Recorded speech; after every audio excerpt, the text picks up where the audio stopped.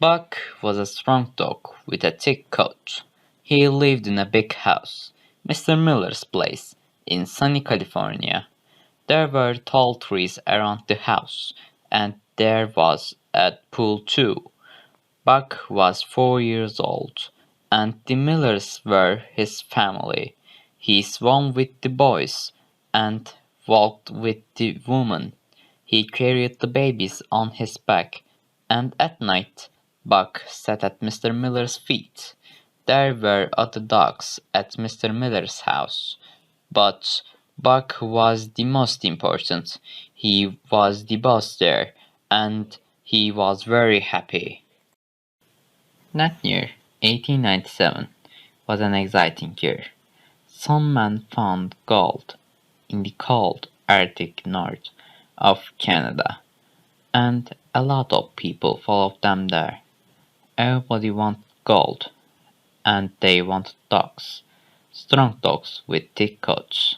The dogs had to pull the gold through the snow to towns and rivers, but Buck didn't know about the cold north or gold, and he didn't know about Manuel.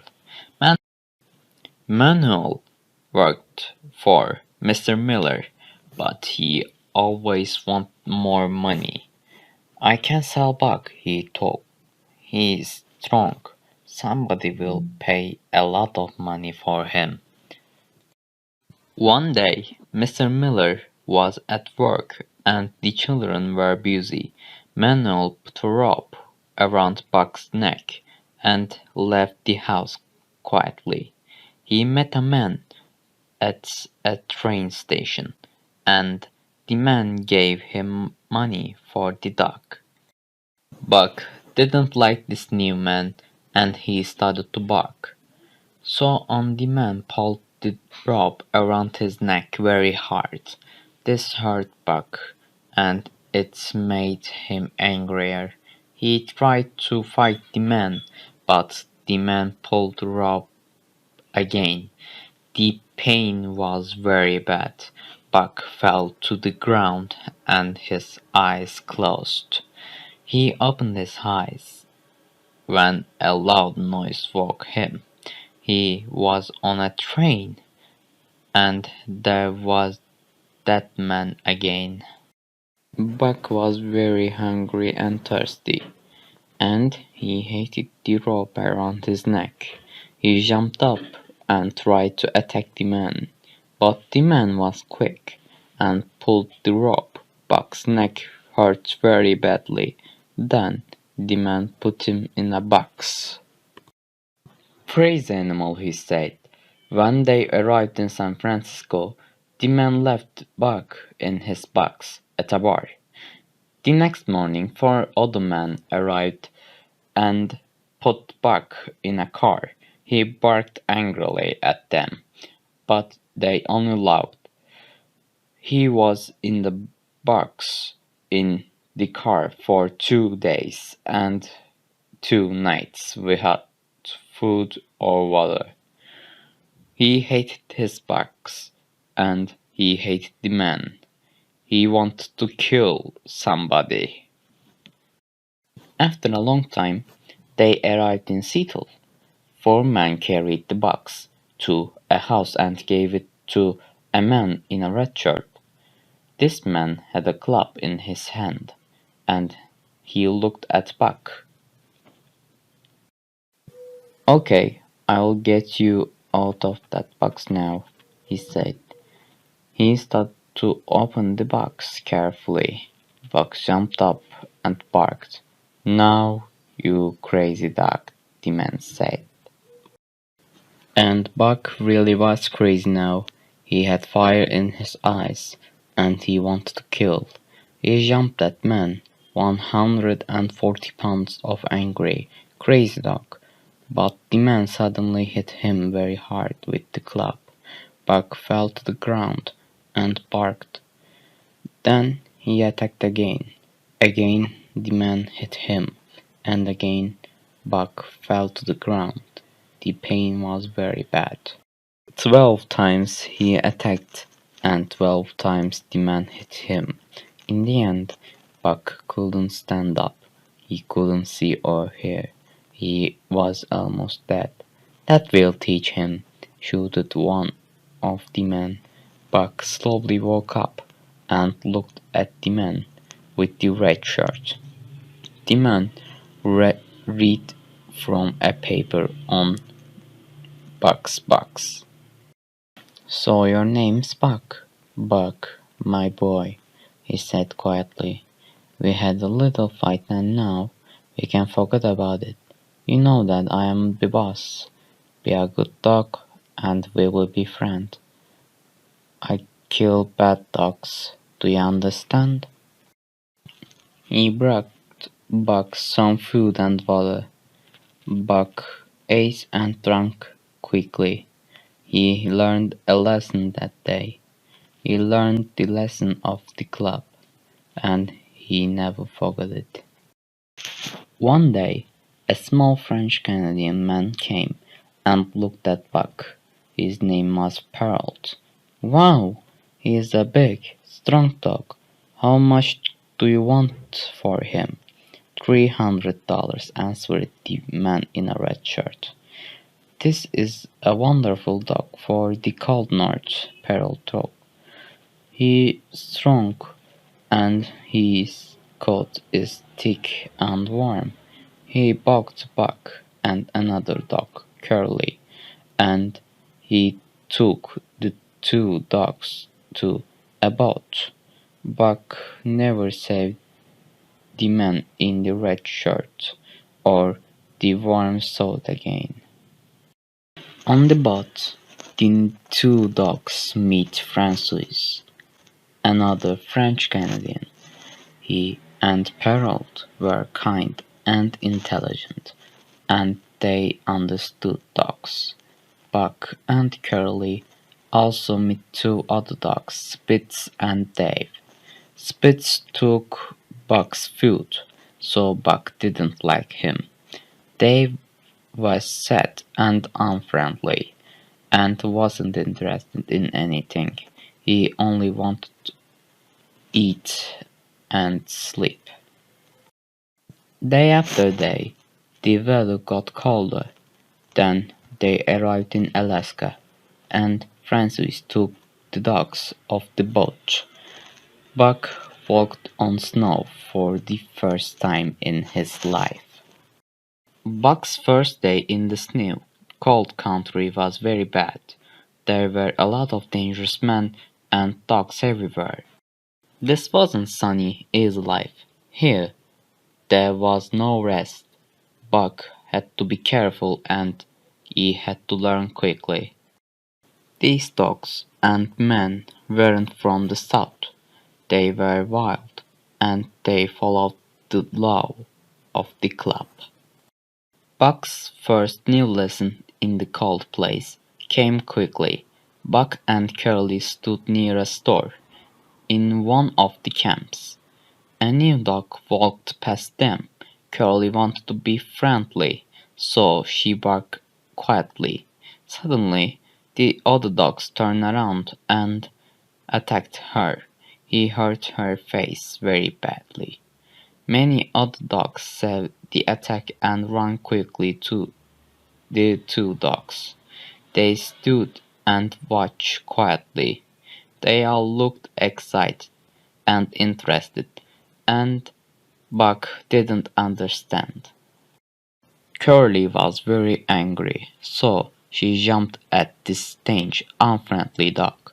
But the dog attacked her again, and jumped away quickly.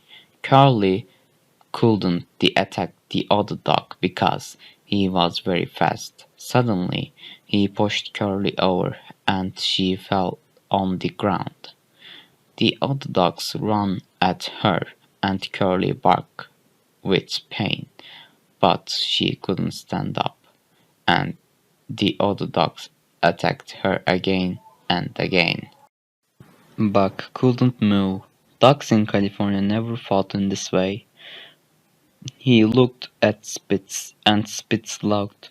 Then Francis jumped into the center of the crazy dogs, and hit them with his club. He and three other men with clubs quickly moved the dogs away. It all happened very fast, but in those 2 minutes Curly was dead. Buck never forgot this attack. Spitz looked at Buck and he laughed again. From that time, Buck hates Spitz more than anything in life. But then Buck had another surprise.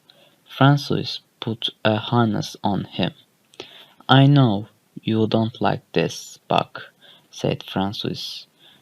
"I know it's new and strange for you, but you have to wear it. Then you can pull the sledge." Buck didn't like this new thing around his neck, and he didn't like pulling the sledge. But Francis hit him when he did something wrong, and Spitz attacked him when he didn't run very fast. Francis shoot, "March!" and Buck had to run quickly. He did shoot. "Ho!" and Buck had to stop. In this way, Buck learned to pull the sledge. "These are very good dogs," Francis said to Harold. "Buck pulls very hard, and he learns very quickly." In the afternoon, Harold bought three more dogs, Billy, Joe, and Sollex. Billy was a very friendly dog, but Joe was unfriendly. Sollex was the same. He wasn't interested in anybody or anything.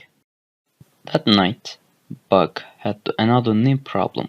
He wanted to sleep in a warm, dry place, so he tried to sleep with the men. But Harold and Francis were surprised and angry, and they threw plates and cups at him. Buck ran away from them and went back into the cold. He was very unhappy. He didn't want to sleep outside. The snow was wet and cold, and the wind hurt him. He looked for the other dogs, but he couldn't see them anywhere. Suddenly, the snow moved under his feet, and he jumped back. He started to bark angrily, but then he heard friendly bark. Buck looked down and saw Billy. Billy was a little ball under the snow, and he was happy and warm. Then Buck understood. He quickly made a little bed under the snow, and he slept very well. In the morning, Harold and Francis bought three more dogs. Now they had 9 dogs, and they had to begin their trip. Buck was ready, and he was surprised by the excitement of the dogs. But he was most surprised by Sollex and Dave. They were different dogs. Suddenly they were happy, excited, and interested. They only loved two things: the harness and the work. The days were very long and hard. They went past woods and across many large icy rivers. It was difficult, but Buck worked hard, and at the end of every day he made his bed in the snow and fell asleep very quickly. Buck was bigger than the other dogs, and he was always hungry. Francis gave him a pound and a half of fish every night, but Buck always wanted more food. Also, Buck didn't eat as quickly as the other dogs, so they often took his fish away from him. After many days, Buck started to eat as fast as others, and then he started to take other dogs' fish too. One day another dog, Pike, took some fish from the food box. Pearl didn't see him, but Buck watched carefully. The next day Buck did the same thing. Buck quickly learned the ways of the wild, and now he could live in this cold, unfriendly place. He wasn't the same dog, he was quicker, smarter, and stronger. He was there, in the north, because men all wanted money, and men wanted gold. Now a new life began for Buck. He was a different dog, a wilder dog. One the cold, quiet nights, Buck looked up and howled at the dark sky. This new, wild animal in Buck was strong, but Buck's new life was very dangerous. He never fought with the other dogs, but Spitz hated him. Spitz was the most important dog. He knew the sledge best. He always taught the new dogs to work hard, and the other dogs were afraid of him. He was the strongest, the most intelligent, and the most dangerous. He wanted to fight with Buck because every day Buck got stronger and more dangerous, but Spitz had to be the best, so he had to kill Buck. One cold, windy evening, they stopped next to a river. Buck was very tired, and he quickly made a warm bed in snow.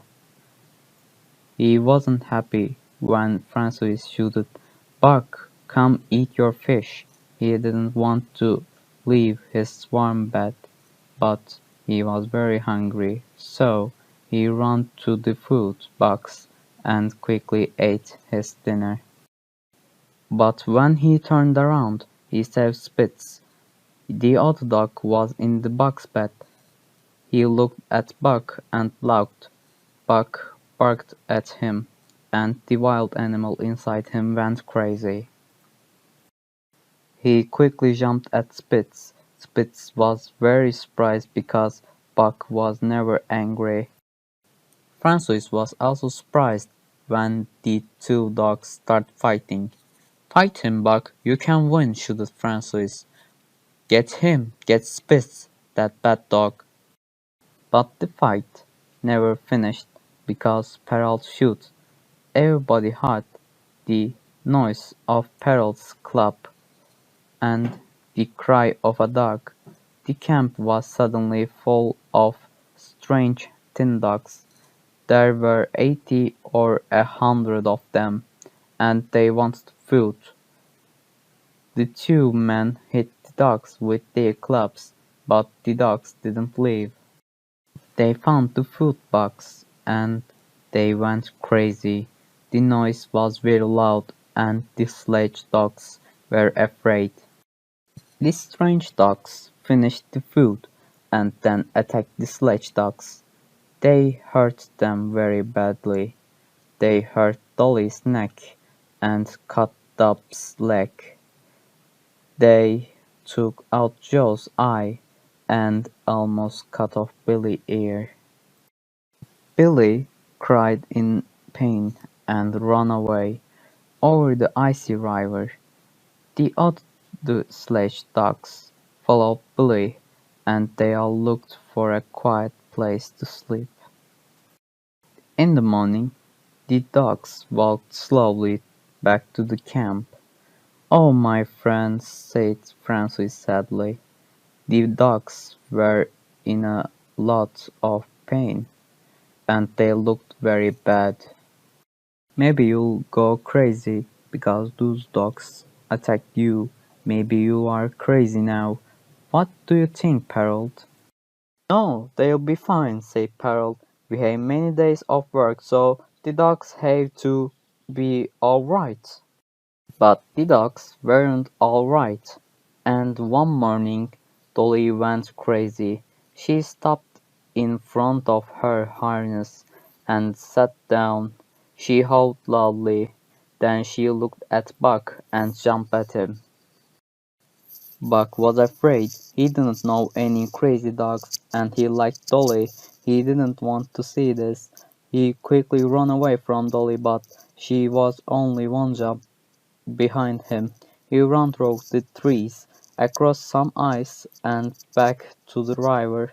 Dolly barked crazily behind him, but she couldn't catch him. "Buck, come here, boy, come to me!" shouted Francois. Buck turned and ran back to the camp. He was very tired now, and had a lot of pain in his legs. "I'll have to help Buck," thought Francois, and he found his club. Buck ran past him, and Francois' club came down very hard on Dolly's head. Buck stopped and fell near the sledge. Spitz saw Buck and quickly attacked him, but Francois saw this, and he hit Spitz with his club many, many times. "Spitz is a dangerous dog," said Parrot. "He really hates Buck. One day he's going to kill him." "But Buck more dangerous," answered Francois. "I always watch him, and I know one day he'll get very angry and he'll eat Spitz for dinner. He'll kill him easily. I know it." The weather got warmer and the trip got very difficult. The dogs couldn't fight. There was no time.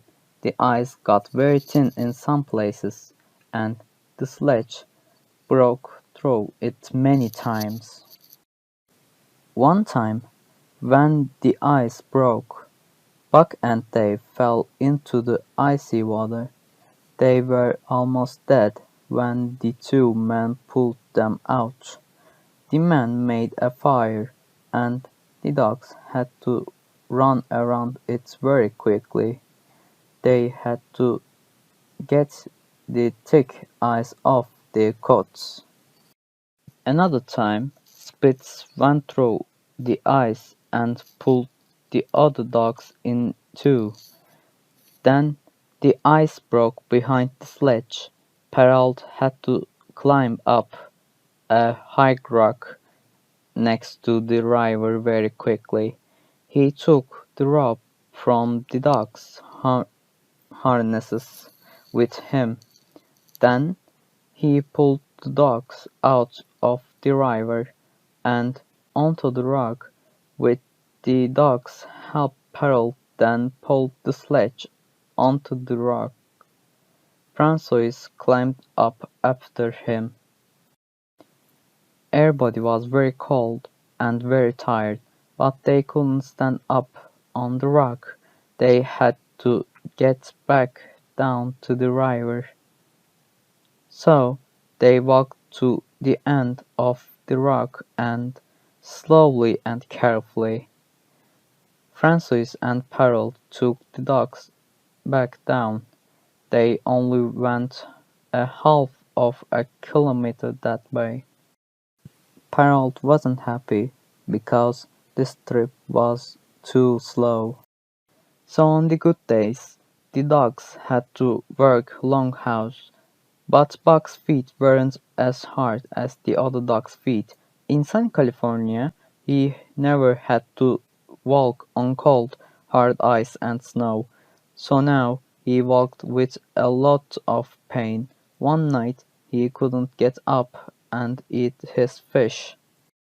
Francois looked at Buck's tired feet. He wanted to help him, so he cut off the tops of his boots. He made Buck four little dog boots. "Here, Buck," Francois said kindly. "These will help you." Buck loved his new little boots, and he was happier after that. One morning Francois forgot about Buck's boots. He harnessed the other dogs and then called Buck, but Buck didn't go his harness and he didn't get up. Perrault and Francois found Buck, and they laughed. Buck was on his back with his 4 feet up. Francois Buck's boots on. Then the dogs happily got up and walked to his harness. "He really is a crazy dog," Harold laughed. After many more days on the river, they arrived in Dawson. It was a grey day, and everybody was tired. There were men and dogs and sledges everywhere. Every day the dogs ran up and down the trees and pulled wood and gold for the men. The dogs worked very hard. They did the same work as horses, and every night at 12 and at 3 the dogs howled at the sky. They sang their strange songs, and Buck loved to sing with them. It was very old song, a song from a younger world, and when Buck howled, he howled with the pain of his wild fathers. 7 days later, they left Dawson. The dogs were strong now, and the fighting quickly began again. Buck had small fights with Spitz every day, and he always fought him in front of the other dogs. Now Buck was stronger and more dangerous than Spitz, and the other dogs could see this. They stopped liking Spitz. Other dogs began to fight with Spitz too. They weren't afraid of him, and they didn't listen to him. So the dogs began to work badly, and they didn't pull the sledge well. Francis got very angry at his dogs. "You stupid dogs," he shouted, and he hit them again and again, but nothing helped. The dogs didn't stop fighting. One night after dinner, a dog found a small animal. The animal jumped up and ran away very quickly. The sledge dogs saw it, and they quickly ran after it. Buck was in front of the other dogs. He was very excited. He wanted to catch the animal and kill it. He ran and ran, but the animal was always one jump in front. Buck was very happy. Spitz quietly left the dogs and ran a different way. Buck didn't see him. Suddenly Spitz jumped up in front of the animal. It couldn't turn around, and Spitz's big teeth killed it quickly. The other dogs howled and barked, but Buck didn't bark, and he didn't stop.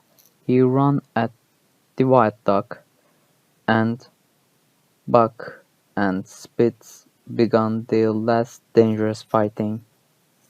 Spitz fought very well, and he attacked Buck again and again. Buck tried to push him onto the ground, but Spitz always jumped away very quickly.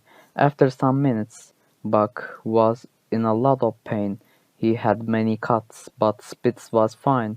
Buck was very tired, and the other dogs watched him carefully. Then Buck jumped at Spitz again. His teeth closed around Spitz's leg, and Spitz cried loudly.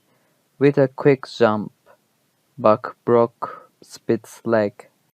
Spitz was now in a lot of pain, but he tried hard to stand up. Then Buck started the last attack. He could see and feel the other dogs. They waited and watched. They wanted more of the two dogs to fall. Buck jumped up and hit Spitz hard. Spitz cried and fell.